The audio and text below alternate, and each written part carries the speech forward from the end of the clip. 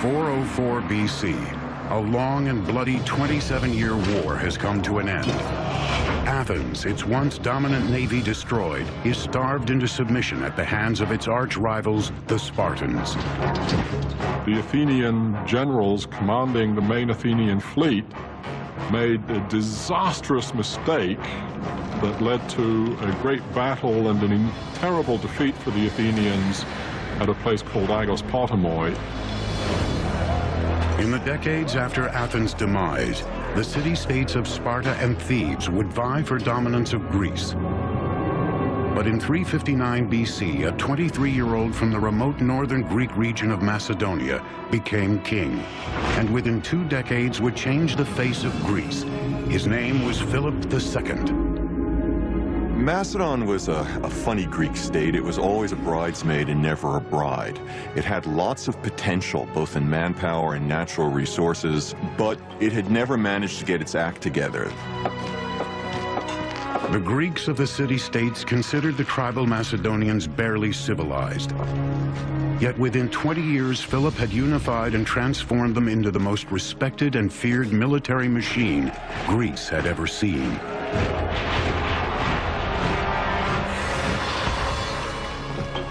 Philip built Macedonia on 2 fronts, diplomacy and strength. He began by creating alliances with the surrounding city-states, while at the same time reinventing the Macedonian army, making soldiering a full-time and highly trained occupation. But the key to his new professional army was a corps of engineers that Philip organized to design and build new instruments and machines of war. An innovation that changed forever how wars would be fought and won.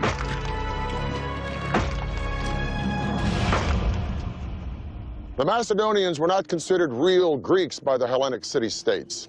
They came from a tribe called the Macedoni, and they'd been fighting barbarians for so long that they were considered barbarians themselves. However, Philip II was no barbarian. Or if he was the most brilliant barbarian the world had ever seen. Hello, I'm Peter Weller.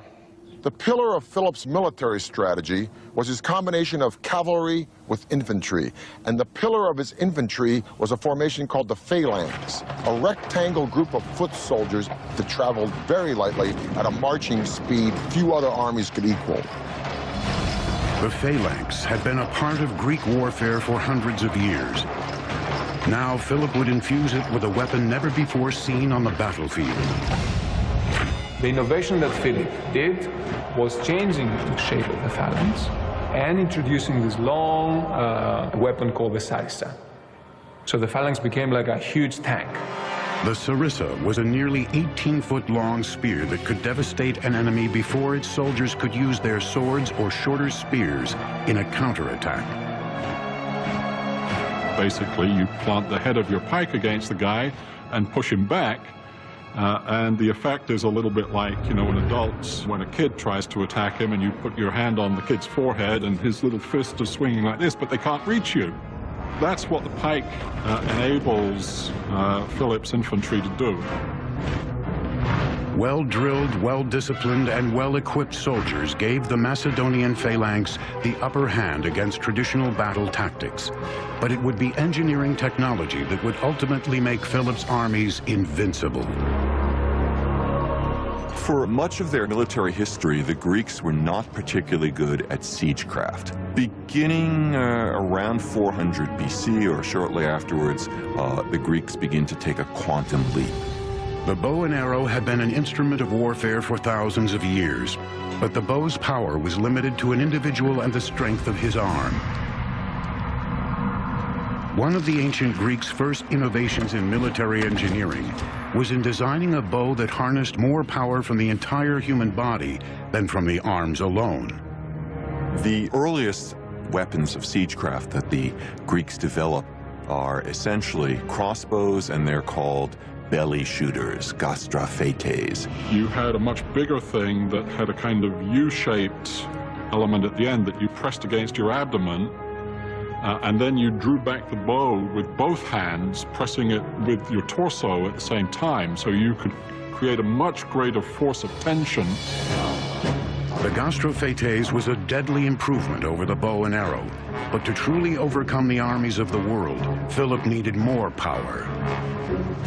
In order to do even more damage, they need to come up with yet another generation of weapons. They need to invent what we might call the torsion catapult. The torsion catapult basically creates springs by twisting sinews, or in some cases horsehair, or in emergencies even human hair. You create thick ropes of them and then twist them together. Greek engineers designed a device that acted as a belly shooter mounted on a platform. They called it the oxybeles, or bolt shooter. Instead of using the body for power, the torsion created by the oxybeles came from twisting ropes to an explosive level of tension.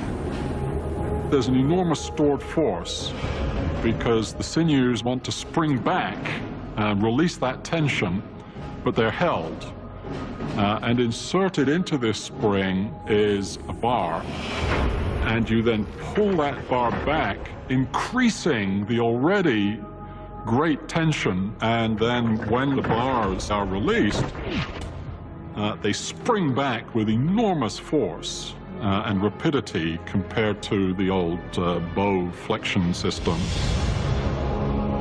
Distance no longer protected enemy soldiers from a sudden and bloody death. When fired, the oxybeles could pierce the shields and armor of an enemy nearly a quarter of a mile away, giving birth to a term that we still use today, catapult.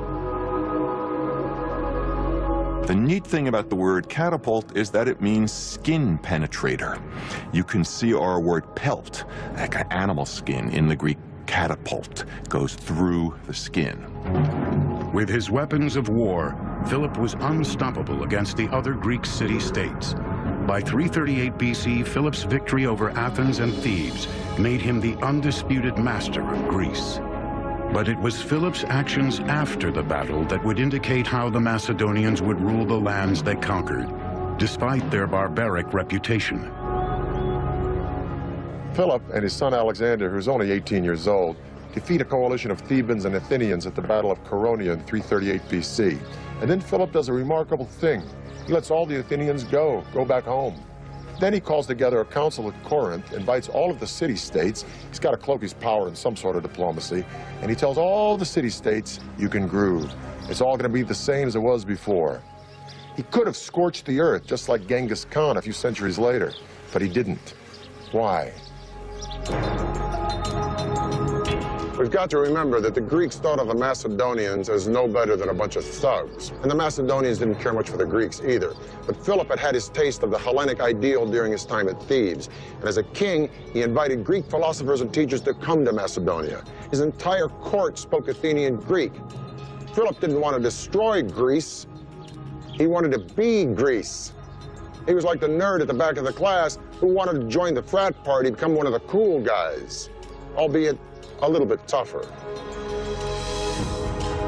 In his moment of triumph, led by Macedon, he was preparing to carry out his life's ambition, which was to invade the Persian Empire. He would never get there. Philip would meet an untimely demise at the hands of the ultimate insider. Just before Philip began his Persian conquest, he held a public celebration. As he marched alone ahead of his entourage to prove he had no one to fear, a bodyguard suddenly rushed forward and plunged a dagger into his chest. The man who had put Greece on the map was dead at 46. Was he a lone assassin, or was there a bigger plot? We can never know for sure, because while the assassin was trying to escape, he was mowed down by Philip's guards. Philip's dream of dominating the Persian Empire would not die with him, but only gather strength with the emergence of his son, a 20-year-old named Alexander. It was Alexander who would use Philip's army, engineers, and technology to far exceed even Philip's wildest ambitions, transforming the world into a Greek one. Marriage was a key component in Philip's diplomatic strategy. Of his 7 wives, only one was a Macedonian. In just 20 years, Philip II had transformed the Macedonians into a mighty army and became the absolute master of Greece. But Philip's assassination in 336 BC cut short his ultimate ambition and self-proclaimed destiny: to invade Greece's age-old enemy, Persia. Philip had conquered Greece. Now it would be up to his son to conquer the world. He was a man who became known throughout history as Alexander the Great. Alexander was one of history's great commanders. He was absolutely brilliant on the battlefield. True enough, he inherits a great military machine, but he has to get the credit for leading this machine at a very young age. Philip had laid the engineering groundwork for conquest. Now it was time for his son to finish the job. In 334 BC, Alexander led his Macedonian army of over 35,000 soldiers into battle against the Persian Empire.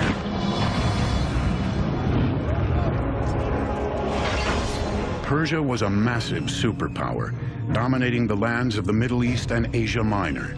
Alexander and his army rampaged through what is now modern-day Turkey, carving deep inroads into Persian territory.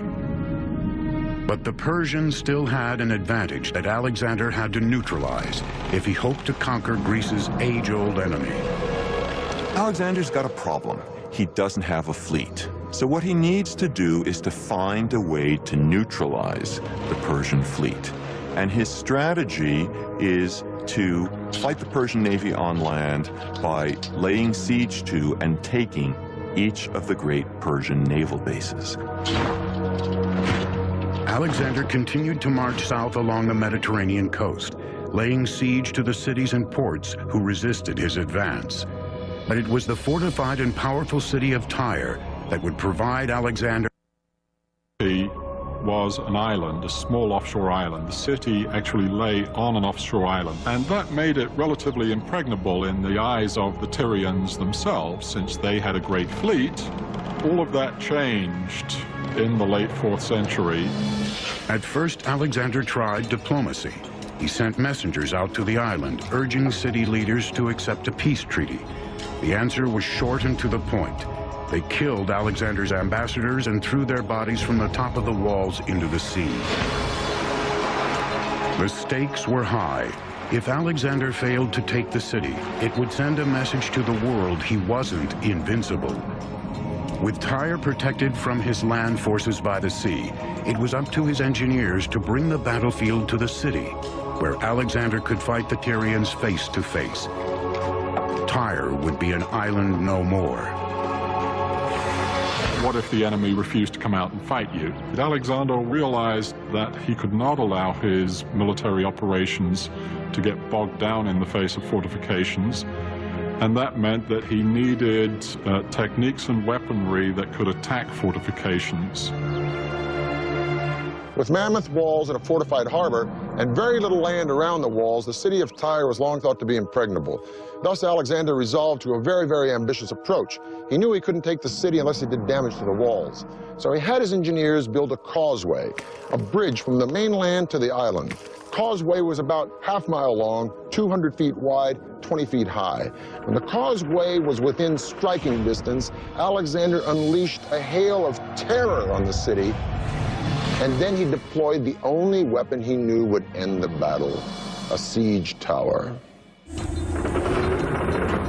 The towers were a kind of multi-storied armored car that moved forward on wheels.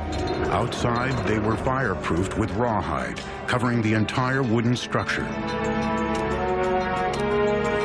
Inside, a central staircase led to a series of platforms where oxabeles and other catapults launched missiles onto Tyre's walls. Down below, others used the tower as protection to wield a ground-level battering ram. They'd literally wheel them up to the wall. The men inside would be protected, and they would be shooting arrows at the defenders on the wall and trying to cross over onto the wall and to kill the defenders. Alexander's siege towers pummeled the walls of Tyre for days. Once the fortress had been breached, Alexander went for the jugular. He unleashed a firestorm of reprisal upon the city that had resisted him. The assault itself would really be a terrifying experience for everyone involved. The only way to signal would be through trumpets, so you have to imagine trumpets blaring, a tremendous noise of men attacking, flags blowing in the wind on the battlements of the city that was under attack. I think it would have been an extraordinary scene. Alexander resumed his trek southward through Palestine. His confidence soaring, he now set his sights on the greatest empire the world had ever seen, Egypt.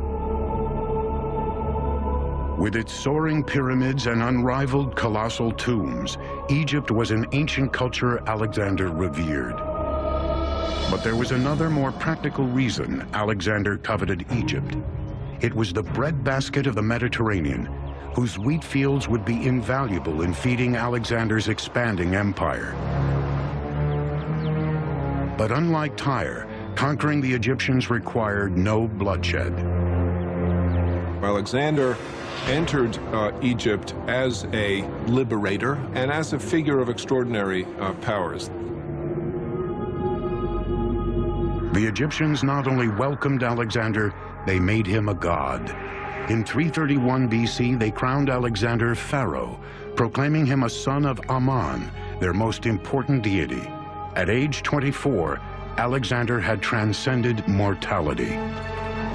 One can imagine that someone to whom extraordinary things happened, to whom all doors seemed to open themselves magically, to whom every endeavor was rewarded with victory, would think, well, perhaps I am, in some respect, a god. And I think that Alexander really did think this. He wasn't just pretending. He was trying to find out more about himself. By the late 4th century BC, Greek cities were springing up in the wake of Alexander's marauding army.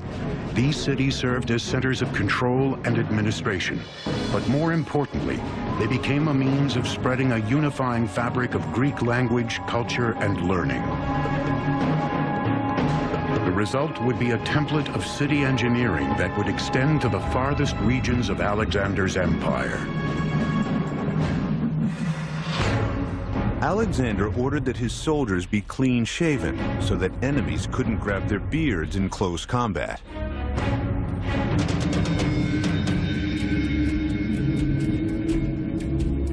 By 325 BC, Alexander had extended his borders almost 3,000 miles from Greece in the west to modern-day India in the east.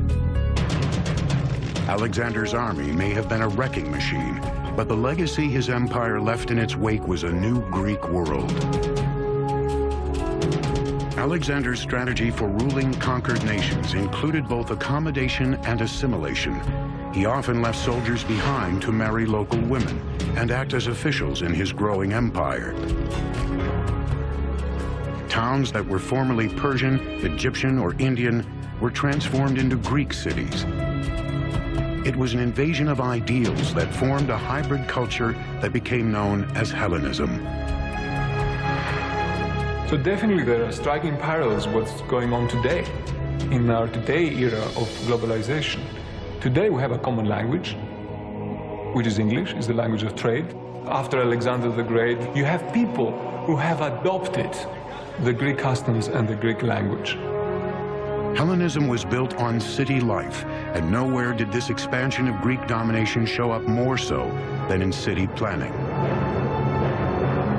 Whether they were beginning a new city or reshaping an old one, as the empire grew, Alexander's engineers laid it out on a grid plan that the Greeks had used since the 5th century BC. The grid plan, which was used in these cities, was a symbol of order. Any government that could replace the traditional winding alleyways of a city with a rectilineal grid plan of streets at right angles was a government to be feared, a government to take notice of. Alexander's campaigns in Asia Minor would create a new world order. Today we call it Hellenism. If you lived in a city conquered by Alexander, you lived in a Greek city. This is an example of such a city. It's called Pergamum. 2,000 years ago, Pergamum would have had all the elements of a Greek city: agora, temples, gymnasium, theater. Pergamum would eventually rival Athens as a cultural center. As a matter of fact, the sculptural style pulled out of Pergamum would galvanize Michelangelo and change the face of the visual arts forever. Pergamum was built on a series of slopes. It was engineered like this. It was dramatic, it was theatrical, and it was meant to be. Today, the remains of Pergamum stand high above in modern-day Turkey, a spectacular monument to Greek urban engineering. The city seems to be clinging on this steep hill. It seems that the architects who built this city sort of took into account the topography in many ways, symbolically to start with, meaning that higher up were the palaces and temples. The city rises about 1,000 feet above sea level, which necessitated a series of complex and extensive terraces. In Hellenistic times, Athens was no longer the power center that it was before. There was a shift toward other cities of importance. In that vacuum, Pergamum rose to power. In some ways, it's an echo of the Acropolis of Athens, where the temples stand on a hill, a natural rock over the city. And no expense is spared in building splendid temples and splendid public buildings in Pergamum. And so Greek city planning begins earlier than Alexander, but it's taken to perfection in the Hellenistic period. Wherever you go, each of them has a recognizable institution. Each of them will have a Greek theater. Each of them will have Greek temples. Each of them will have a gymnasium. Each of them will have a agora, a marketplace come forum. The focal point of a Greek city could be found in its public marketplace, called the agora. Here, merchants would peddle their daily wares, and citizens would congregate to discuss the political issues of the day. Adjacent to the agora was the stoa, a simple structure that was the equivalent of an ancient indoor mall. The stoa consisted of a colonnade on one side with a back wall on the other, a shelter providing an open space that was still protected from the elements. The agora and the stoas were the economic, public, and political heart of the Hellenistic city, but its cultural soul lay in another engineering marvel, and was arguably the most important in Hellenistic cities: the theater. The theater is basically an Athenian invention. Drama is, above all, democratic. It develops in Athens concomitantly with the Athenian democracy. Theater was an essential and very important aspect of the Greek outlook to the world, how they thought of themselves and how they thought of the world. And I think to many people's opinion, is one of the great legacies that the ancient Greek civilization has bestowed upon us today. Theaters in ancient Greece were not only forums of social commentary, they inspired the Romans in their building of colosseums and set the standard of stadium design for the next 2,000 years. Separate your men by tribe, by clan, such that clan may bear aid to clan and tribe to tribe. Thus spake Nestor to Agamemnon in the Iliad. And those words might have been said here, because one of the great gifts of Greek culture to the world is theater and music. This is a Greek theater at Pergamum. It is the steepest of its kind.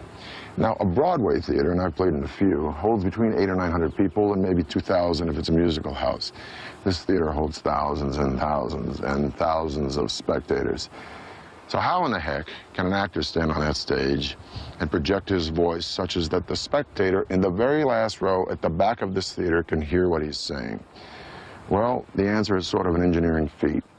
The theater, first of all, is dug out of the side of a mountain, and it doesn't need a very big substructure because the side of the mountain provides the support for these stone benches.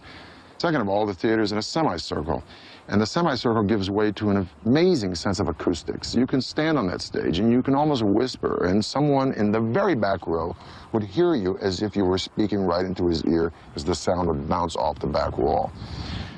Third thing is that the actors wore masks. And these masks not only function as character, but they also function as sort of a megaphone through the lips. So these three elements combined, this theater would be a fantastic place to come and hear the Agamemnon performed by Aeschylus. I think undoubtedly the best preserved ancient Greek theater, the theater at Epidauros in the Argolid Peninsula in the Peloponnesus. Greek theaters were divided into three basic parts: the theatron, or viewing area in which the audience sat; the orchestra, or dancing area in which most of the action took place; and the skene, a timber building set behind the orchestra. The skene and its flat roof were used for dressing rooms, as a backdrop, and sometimes for staging scenes. The theater at Epidauros has 55 rows of seats and is divided into three horizontal seating sections. Stairs divide the sections of seats into separate wedges. In all, this giant theater has an estimated seating capacity of 12,000 to 14,000 people. But it's the acoustical engineering that makes the theater at Epidauros clearly spectacular. If you're sitting up in the top row, you're a long way away from the stage, and the person who's down in the orchestra or on the stage looks quite tiny, and yet you can have a conversation with that person with only a slight elevation of your voice.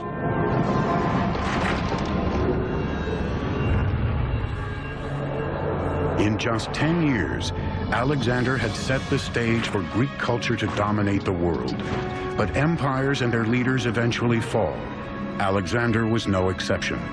His untimely end would give rise to kings and kingdoms whose engineering feats would be considered ancient wonders of the world. In 326 BC, Alexander founded the city of Bucephala in honor of his slain horse. By 323 BC, Alexander had forged an empire that spread from Greece in the west down through Egypt and to India in the east. His conquests hinged on his army's use of advanced technology, but they also depended on Alexander's legendary ability to command the loyalty of thousands of men.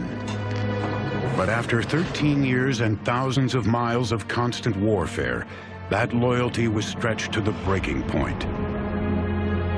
His troops, their loyalty finally was used up. They rebelled against him. They refused to go further, and he had to turn around.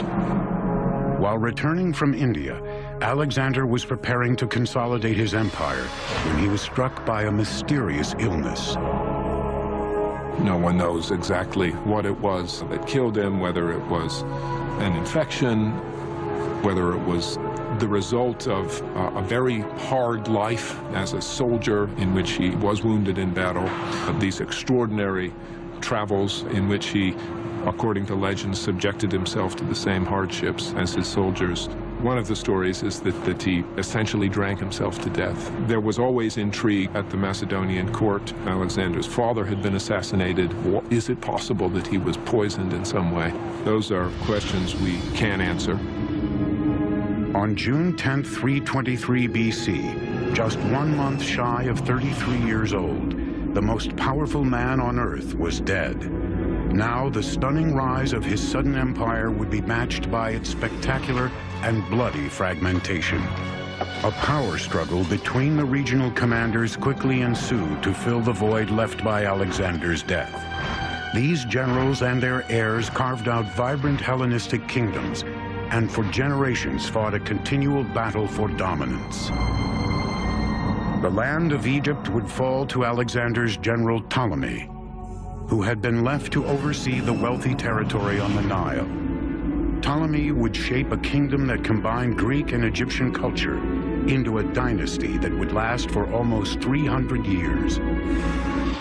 Ptolemy I was a man who had made a career as a military commander and advisor under Alexander. What he therefore wanted was as rich and secure a portion of that empire as he could get.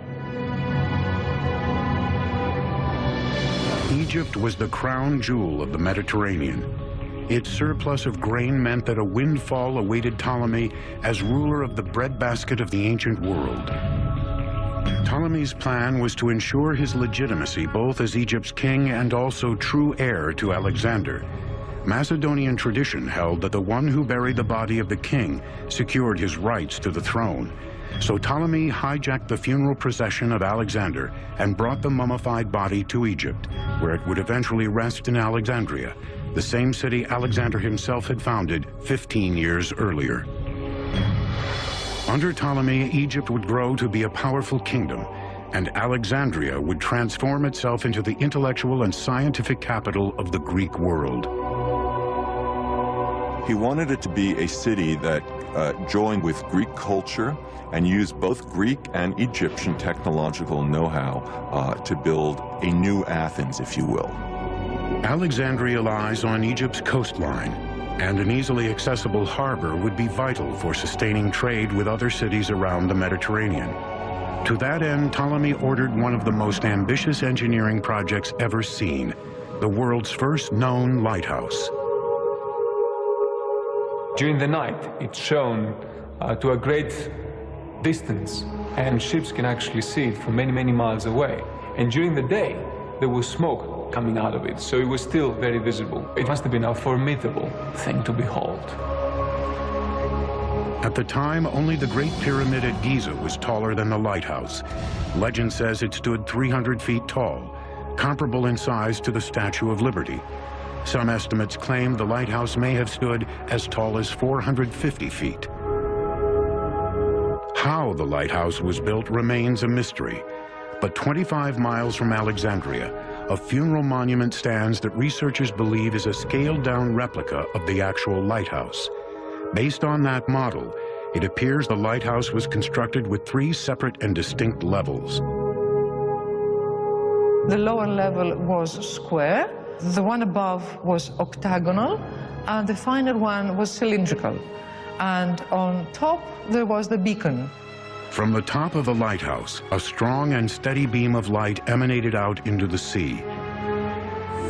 Scholars believe wood was most likely the lighthouse's fuel, and that the lower section housed a spiral ramp large enough for pack animals to climb, pulling carts laden with firewood.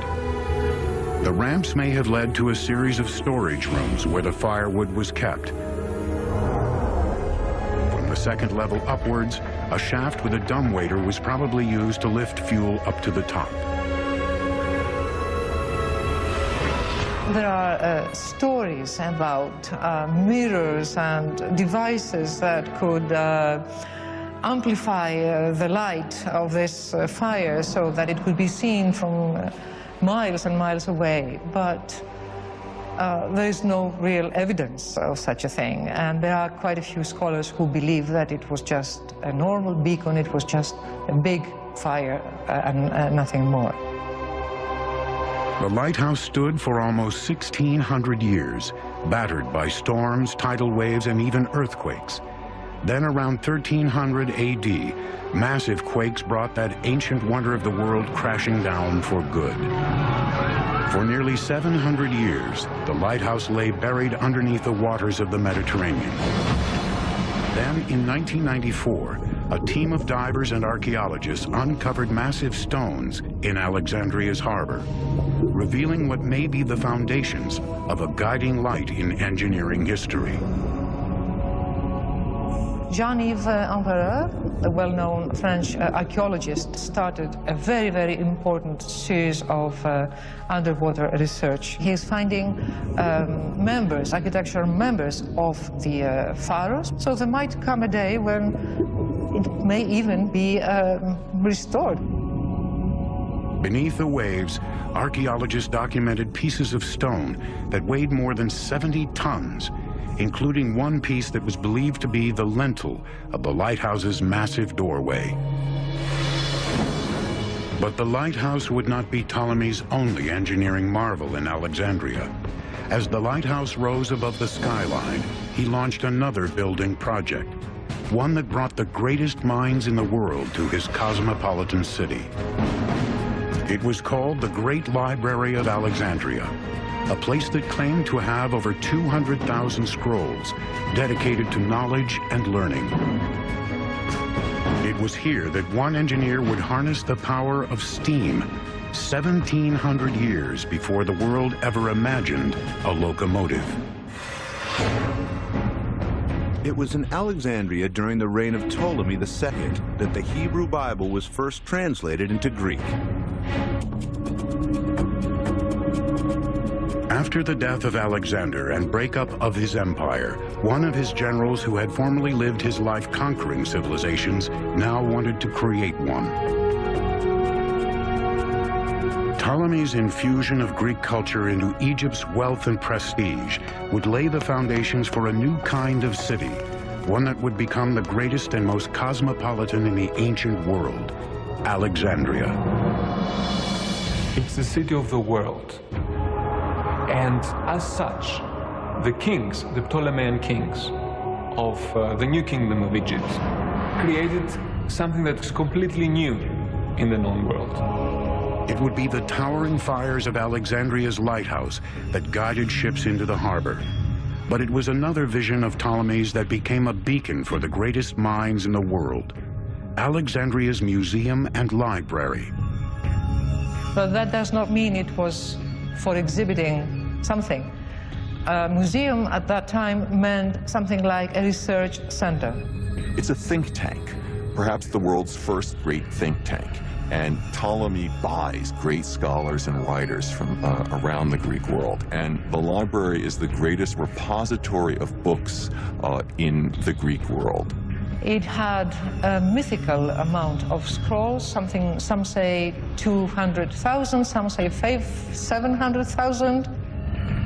It was at the museum and library where, for the first time in human history, knowledge becomes a commodity to be stored and shared. In fact, some scientific discoveries made in Alexandria over 200 years before Christ wouldn't be accepted until 1,800 years later. Pupils were taught the Earth was round, and one of the great astronomers, Eratosthenes, calculated the circumference of the Earth and was off by less than 1%. So it's perhaps a very interesting story that the Ptolemean kings, whenever a ship will come into Alexandria, the first thing that the captain had to do is had to declare if he had any papyri, any works of philosophers or science on board. They were taken to the library to be copied, but usually they gave the captain back a copy and not the original. Although Ptolemy was a Macedonian Greek, the key to the success of his dynasty in Egypt would be in its willingness to assimilate Egyptian culture. Ptolemy's own family went to great lengths to adopt Egyptian practices as their own. Ptolemy's son, Ptolemy II, even married his own sister, Arsinoe. There had been a tradition in the Egyptian pharaonic families of brother-sister marriage and there was a sense that a figure like that couldn't just marry any old ordinary mortal, and that eventually only a sister who sort of shared his divine origins was an appropriate companion and spouse. The Ptolemies may have used Egyptian traditions to elevate themselves to the status of gods, but in the end, like all pharaohs before them, these kings were still mortal. Ptolemy wouldn't live to see all of his dreams of Alexandria fully realized. He died in 283 BC of natural causes, before the library and even the lighthouse were finally completed. Alexandria continued to flourish as a mecca for knowledge under its Ptolemaic rulers, and produced many of the age's foremost thinkers. And it would be just after the end of their nearly 300-year reign, in the 1st century AD, that Alexandria would produce one of the most famous Greek engineers in history. His name was Hero, and his famous designs place him among the ancient world's greatest mechanical engineers. All his books are extremely detailed, very well describing all engineering procedures. But Hero himself also was good in the sense that he has an inclination in favor of arts. We must remember that in ancient Greek, the word art was meaning also technology. Hero's engineering designs had many practical uses, including ideas for fire extinguishers, odometers, and even automatic doors. But it was Hero's experiments with steam technology that would ignite his imagination. The first working steam engine was built in England around 1700 AD. Over 1600 years earlier, Hero built the forerunner of the steam engine, called an eola pile.